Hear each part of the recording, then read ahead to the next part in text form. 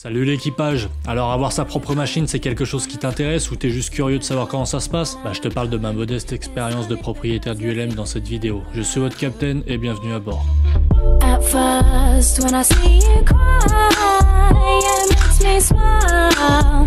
Yeah, it makes me smile. Ça fait un an que j'ai mon ULM 3 axes, Challenger 2, aussi mondialement connu sous le nom de Kiki, et j'ai pu observer quelques avantages et inconvénients de propriétaire. Chronologiquement, comment ça se passe? Déjà, premier point, l'acquisition. Il s'agit d'abord de connaître ton besoin. Est-ce que tu veux voyager, faire du local, du vol acrobatique, du vol économique, etc. Comme tu t'en doutes, c'est pas anodin et à la portée de toutes les bourses selon l'appareil. Il serait embêtant que tu te retrouves avec un appareil qui a soit un défaut connu de fabrication, soit un problème un petit peu caché si c'est un ULM d'occasion. Si tu peux évidemment, entoure-toi d'une personne qui connaît pour aller voir la machine avant de l'acheter. Perso, l'ancien proprio de Kiki était sympa et il m'a pas mal expliqué. Sa femme et lui m'ont aidé à remonter l'appareil une fois livré, ce qui m'a quand même aidé parce que c'était assez compliqué et on a mis quand même plus de 4 heures. Ensuite, tu dois te former sur ta machine. L'idéal serait que tu aies déjà une bonne expérience sur plusieurs types d'appareils. Perso, tu sais que je me suis auto-lâché si t'as vu mes vidéos. J'ai toujours pas fait de décrochage ou de trucs un peu chauds, mais j'essaye de trouver un instructeur qui n'ait pas peur de voler sur une autre machine que la sienne. Point négatif. Une fois que tout est bon, ce qui peut être compliqué également, c'est la maintenance. Si comme moi, t'es un vrai pilote d'aéroclub depuis des années et que t'as l'habitude d'avoir un avion beau, nickel en sortie de révision, là ça va te faire tout drôle quand tu vas te demander si t'as bien remis les 8 écrous, des haubans ou de l'empennage. En effet, il va falloir que tu sois sûr de ton matos et que t'en prennes toute la responsabilité sur les épaules.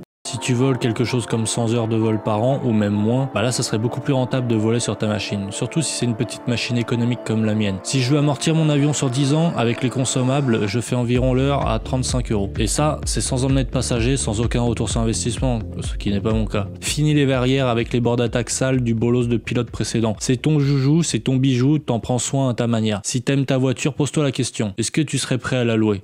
Et ta copine?